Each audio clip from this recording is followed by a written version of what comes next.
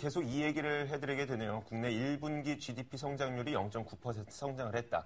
이 세부적인 내용을 봐도 건설과 토목 부문에서 상승세가 나타났고요. 그리고 설비 투자, 수출도 상승했기 때문에 어느 정도 의미는 있을 것 같습니다. 이 내용에 대해서 좀 자세하게 짚어보도록 하죠.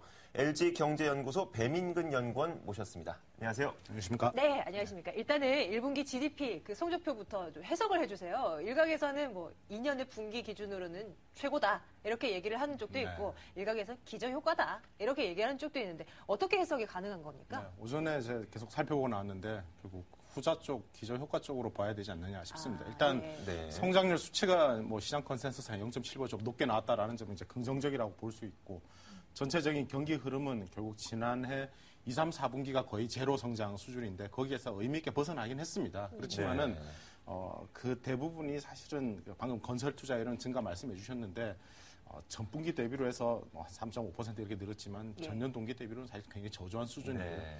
기업들의 설비 투자 같은 경우로 보면 전년 동기 대비로는 마이너스 11%입니다. 그러니까 우리 경제 작년 하반기부터 시작된 우리 경제의 어떤 부진한 국면에 있어서 수출이 조금 좋아졌다라든지 뭐 이런 부분들이 있습니다. 있습니다만은 기본적으로 내수가 전반적으로 좀 부진하다. 여기에서 크게 벗어났다. 이렇게 보기는 어렵지 않나 싶습니다. 그래서 뭐 일단 바닥은 결국 작년 3분기 정도 바닥 지난 지 벌써 반년 되어 가는데 거기서 많이 못 벗어나 있습니다. 그러다 보니까 이대로 한 우리 경제가 2, 3% 정도 저성장이 주저앉는 것 아니냐 이런 우려도 나오는 것 같고요. 바닥에서 아주 조금 올라온 정도다. 그렇죠. 자, 우리나라는 그렇다고 치자면 이제 미국은 어떻게 될까요? 내일이면 미국의 1분기 GDP 성장률이 발표가 됩니다. 그렇습니다. 하지만 어제 밤 사이에 나왔던 뭐 내구재 주문이라든지 특히 내구재 주문은 이제 국민들의 소비 심리를 크게 반영을 하기 때문에 굉장히 중요한데 좀 많이 감소를 했어요. 그렇다 보니까 1분기 GDP 발표도 그렇게 기대할 수 있을 만한 수치일까라는 의구심이 생기거든요. 어떻게 보십니까?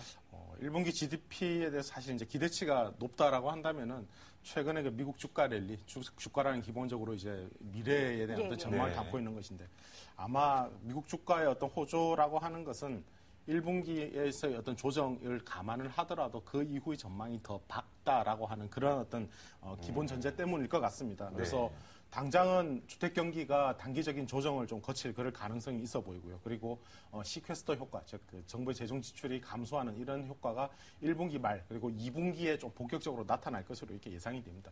그럼에도 불구하고 미국 경제의 어떤 조금 더 중장기적인 관점에서는 상당히 좀 앞날이 밝은 쪽이 아니냐. 특히 유럽이라든지 일본 같은 다른 나라들에 비하면은 더더욱 그렇지 않느냐라는 것입니다. 그래서 미국의 어떤 경제에 대한 어떤 중장기적인 뷰는 비교적 긍정적인 그런 시각을 견지를 할 수는 있을 것입니다. 다만 그동안 미국의 어떤 주가가 상당히 좀 많이 달려왔다, 빠르게 달려온 측면이 있기 때문에 단기적인 어떤 실물 경제 조정에 있어서도 주가 조정 폭이 조금 크게 나타날 그럴 우려도 있지 않나라는 생각입니다.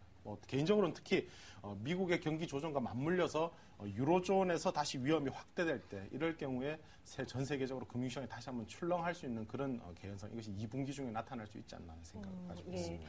워낙 그 큰 그림에서 우리 경제를 바라보고 계시니까요. 일본 쪽도 점검해 주세요. 그 엔화는 이거 어떻게 되는 겁니까? 이제 엔저 현상에 대한 부분도 이제 막 주목되면서 저희도 맨날 장중에 100엔 돌파 하나 안 하나 그것만 쳐다봤거든요. 근데 쉽게 돌파는 안 되는데요. 어떻게 내다봐야 되는 거예요? 그러니까 뭐 심리적인 저항선이라고 볼 수는 있겠습니다만 사실 뭐 이 정도 되고 나면 명목 환율 기준으로는 사실 뭐 100엔은 도달했다 이렇게 시간 문제일 뿐이다라고 볼 수 있을 것 같습니다. 그리고 향후에 이제 일본은행 BOJ가 향후 2, 3년 동안 계속해서 통화 완화, 즉 결국 엔저 유도를 하겠다라고 이렇게 밝히고 있습니다. 그런데 중요한 것은 작년 한 4분기 이후에 엔저 속도가 너무 가팔랐다라는 것이 중요한데 앞으로도 이렇게 가면 뭐 1년 후, 2년 후가 되면 달러당 130, 140 이렇게 가야 맞는 계산이거든요. 근데 사실 그렇게까지는 되기 어렵지 않겠느냐. 일단 100엔대 진입을 하고 나면은 일본의 무역 수지가 일단 흑자로 좀 전환이 되지 않을까라는 생각을 해봅니다. 그리고 이러한 그 양적 완화, 초완화 정책과 아주 적극적인 엔저 유도가 가지는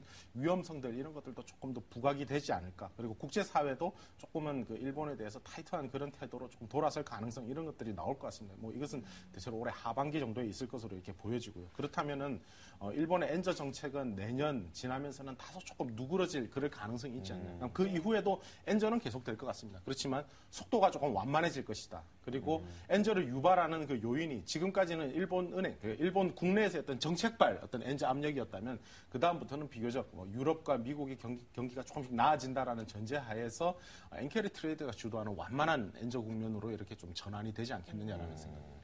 알겠습니다. 뭐 엔저의 속도가 다소 둔화가 된다고 해서 우리나라로 외국인의 투자 자금이 일본에서 우리나라로 들어오면 좋겠지만 사실 그렇게 얘기하기도 쉽지 않은 상황인 것 같아요. 뭐 환율에 대한 부담감, 기업 실적에 대한 부담감도 있다 보니까 외국인들 계속해서 매도 기조를 유지해 나가고 있는데 이 외국인의 매매 동향은 좀 어떤 시각으로 바라보고 계신가요? 네, 뭐 여전히 그 주식시장, 채권시장 다 한국 시장이 조금 소외되고 있는 그런 양상인 것 같습니다. 그래서 이런 것은 아무래도 가장 큰 이유를 여러 수급적인 측면이라든지 또 뭐 뱅가드 펀드 이슈 같은 부분도 있겠습니다만은 가장 큰 것은 결국은 우리 경제 성장성이 좀 크게 좋지 않는 것 같다.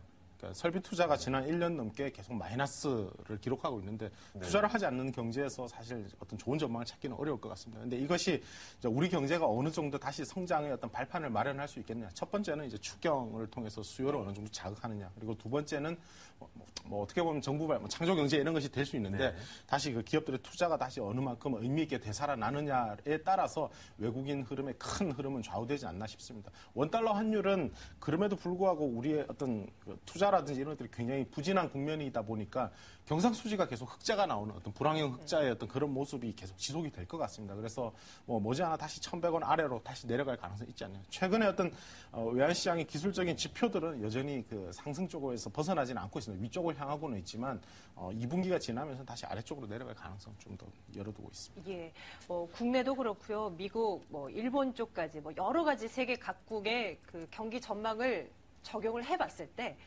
주식시장은 좀 어떤 방향으로 좀 그림을 그려나갈 것으로 보십니까? 주식시장, 그러니까 국내 기업들의 기업 가치이지 않습니까? 예. 세계 경제는 대체로 현재는 그 가장 큰 위험 요인은 중국발 리스크가 아닌가 생각되고 미국 경제는 사실 올해 내년 중기적인 전망이 나쁘지 않습니다. 그래서 전 세계적으로 경제는 조금씩 살아나는 그런 흐름이겠지만 그 안에서 우리 기업들의 가치는 어떨까라고 본다면은 역시 엔저의 부담이라든지 또 국내 내수가 상당히 좋지 않다라는 이런 제약 요인들을 안고 있을 것 같습니다. 그렇다면은 전반 어떻게 보면 선진국 출구 전략 시에 우리 국내 자산시장에 영향을 받을 수 있다 이런 얘기들을 많이 기본적으로 하고 있는데 지금 어떻게 보면 그것에 어떤 예행 연습을 하고 있는 것 아닌가 그런 생각도 좀 하게 됩니다. 네, 알겠습니다. 뭐 이런 여러 가지 리스크들에 대한 소화 과정이 지금 펼쳐지고 있다라고 정리를 좀 해보면 될 것 같습니다. 지금까지 LG경제연구소 배민근 연구원과 함께했습니다. 감사합니다. 고맙습니다. 감사합니다.